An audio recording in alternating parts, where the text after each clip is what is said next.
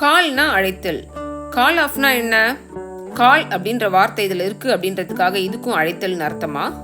கால் of அப்படின்னா to cancel something. Cancel அப்படின்னா ரத்து செய்தல்.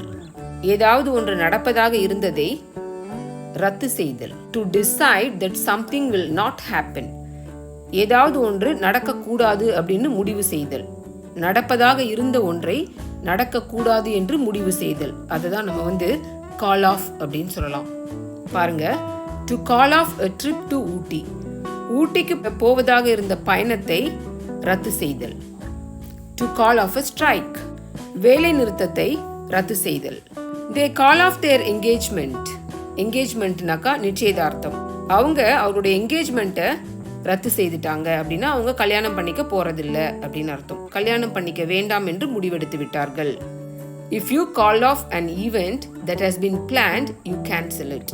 நம்ம பிளான் பண்ண ஏதாவது ஒரு நிகழ்ச்சியை நம்ம கால் ஆஃப் பண்ணிட்டோம் அப்படின்னாக்கா அதை நம்ம ரத்து செய்துட்டோம் அப்படின்னு அர்த்தம்.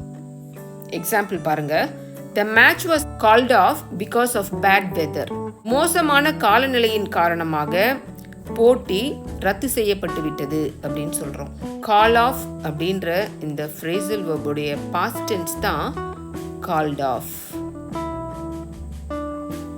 பிளான் செய்யப்பட்ட ஒரு நிகழ்வை ரத்து செய்வதை நம்ம கால் ஆஃப் அப்படின்னு சொல்லலாம்.